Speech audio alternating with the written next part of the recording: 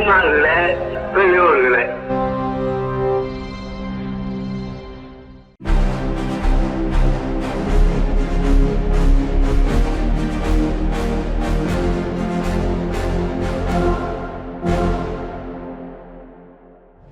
அனைவருக்கும் வணக்கம். இன்றைய விடுதலை பார்வைக்கு அன்போடு வரவேற்கிறோம். பல்வேறு செய்திகளை தாங்கி இன்றைய விடுதலை நாளிதழ் வெளிவந்திருக்கிறது. இந்தியாவின் தலை சிறந்த மேலாண்மை கல்வி நிறுவனங்களாக கருதப்படுபவை இந்தியாவின் மேலாண்மை நிறுவனம் இந்தியன் இன்ஸ்டிடியூட் ஆஃப் மேனேஜ்மெண்ட் என்று சொல்லக்கூடிய IIM. ஆனால் சமீபத்தில் வெளியாகியுள்ள இந்த நிறுவனங்களில் ஆசிரியர் பணியிடங்கள் குறித்து புள்ளி விவரங்கள் அதிர்ச்சியையும் சமூக நீதி குறித்து பல்வேறு கேள்வியையும் எழுப்பியிருக்கிறது. இதுதான் RSS, இதுதான் பாஜக அரசு என்பதை பிரதிபலிக்கும் வகையில் சவக்குழியில் சமூக நீதியை விதைத்திருக்கிறது இந்த பாரதிய ஜனதா அரசு.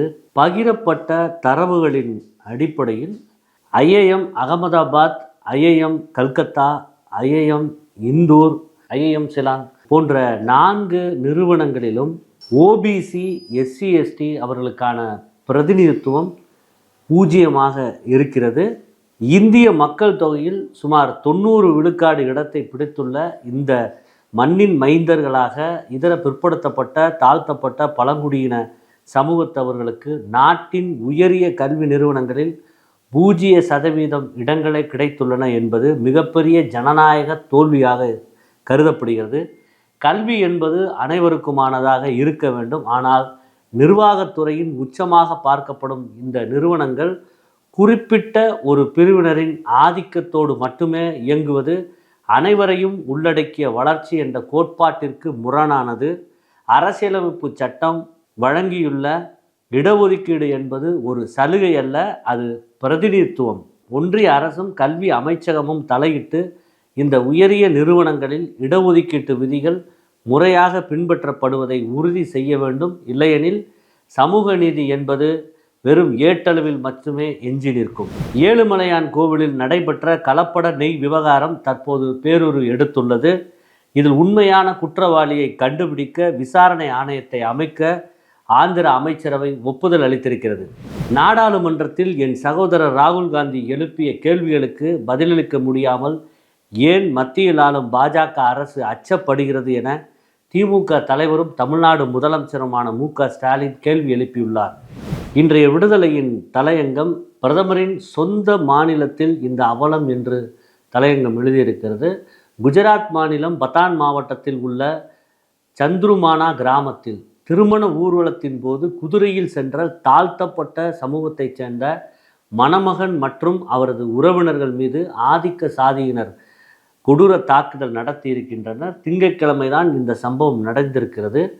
அந்த தாழ்த்தப்பட்ட சமூக இளைஞரான விஷால் சாவ்தாவின் திருமண ஊர்வலம் மேலதாளத்துடன் கிராமத்தின் வீதிகளில் சென்றபோது மணமகன் குதிரையில் அமர்ந்து ஊர்வலமாக சென்றதை கண்ட அப்பகுதியின் ஆதிக்க சமூகத்தைச் சேர்ந்த ஒரு கும்பல் எப்படி எங்கள் கிராமத்தில் குதிரை மீது ஏறி அமர்ந்து செல்லலாம் என்று கூறி வாக்குவாதத்தில் ஈடுபட்டிருக்கின்றனர்.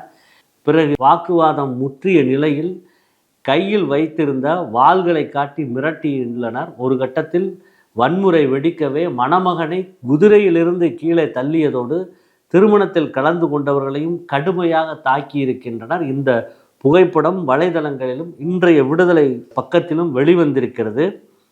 தாழ்த்தப்பட்ட பழங்குடியினர் வன்கொடுமை தடுப்பு சட்டம் அமலில் இருந்தாலும் குஜராத், ராஜஸ்தான் போன்ற மாநிலங்களில் தாழ்த்தப்பட்டவர்கள் மீது நடத்தப்படும் தாக்குதல் ஒரு தொடர் முறையாகவே இருக்கிறது.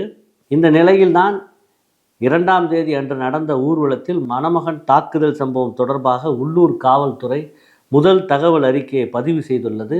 கிராமத்தில் மீண்டும் பதட்டம் ஏற்படாமல் இருக்க கூடுதல் காவல்துறையினர் பாதுகாப்பு பணியில் ஈடுபடுத்தப்பட்டுள்ளனர்.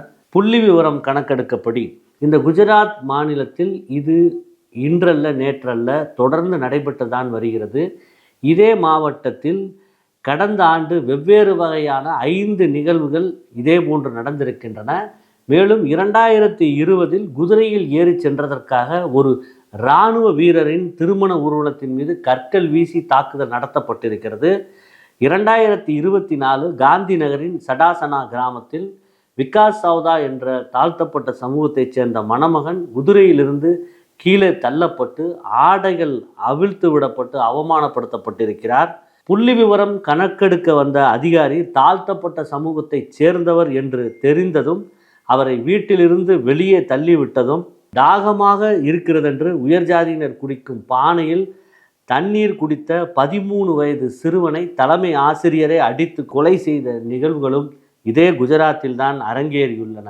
தமிழ்நாட்டில் அங்கொன்றும் இங்கொன்றுமாக ஆணவ படுகொலை நடந்தால் அரசியல் லாபத்தினை பெற போர்க்குரல் கொடுக்கும் வலதுசாரிகளும் அவர்களின் ஊடகங்களும் அதை பெரிதுபடுத்தி எக்காலம் விடுகின்றன. ஆனால் இது போன்ற சம்பவங்கள் நிகழும்போது அமைதி காத்து மௌனியாக இருக்கின்றனர். இது தொடர்பாகத்தான் இன்றைக்கு விடுதலை தலையங்கம் எழுதியிருக்கிறது. தலைமை தேர்தல் ஆணையர் ஞானேஷ்குமாரை பதவி நீக்கம் செய்ய கோரி தீர்மானம் கொண்டு வர திட்டமிட்டுள்ளோம் என்று மேற்கு வங்க முதலமைச்சர் மம்தா தெரிவித்திருக்கிறார்.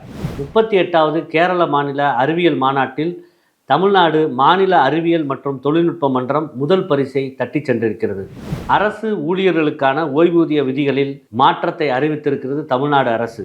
அந்நாள் இந்நாளில் இத்தாலி நாட்டில் பிறந்த இவர் கத்தோலிக்க மதத்தை பரப்புவதற்காக 1210ஆம் ஆண்டு தமிழ்நாடு வந்தவர். தென்னிந்திய மொழிகளையும் மக்களையும் குறிக்க திராவிடர் என்ற சொல்லை பயன்படுத்தியவர்களில் இவரும் ஒருவர். தமிழ் ஆரியர்களின் வருகைக்கு முன்னரே தமிழ் கலாச்சாரம், சமூகம் மற்றும் அரசியல் ஆகியவை தனித்துவமான இருப்பை கொண்டிருந்தன என்ற கருத்தை அவர் முன்வைத்தவர். தென்னிந்தியாவின் கலாச்சாரமும் வரலாறு மற்றும் மதங்களை புரிந்து கொள்வதற்கு தமிழே முதன்மையான திறவுகோல் என்று அவர் கருதினார். தமிழில் முதலில் அகர வரிசைப்படி அமைந்த சதுர அகராதியை தொகுத்தவரும் இவர்தான்.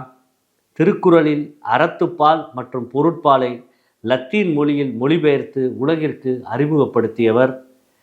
தமிழ்நாட்டில் சுமார் 37 ஆண்டுகள் தங்கி தமிழ் மொழியின் வளர்ச்சிக்கு தொண்டாற்றிய இவர் கேரளத்தின் அம்பலக்காடு என்னும் இடத்தில் இயற்கை எய்திய வீரமாமுனிவரின் நினைவு நாள் இன்று. மேலும் இது போன்ற செய்திகளை பார்த்திடவும் திராவிடர் கழக தலைவரின் பொதுக்கூட்ட உரைகள், பேட்டிகள், குழந்தைகளுக்கான காணொளிகள், பகுத்தறிவு திரைப்படம், ஆவணப்படம், குறும்படம் போன்றவற்றை பார்த்திட பெரியார் விஷன் OTT செயலியை தரவிறக்கம் செய்து சப்ஸ்கிரைப் செய்யும்படி கேட்டுக்கொள்கிறோம். நன்றி, வணக்கம்.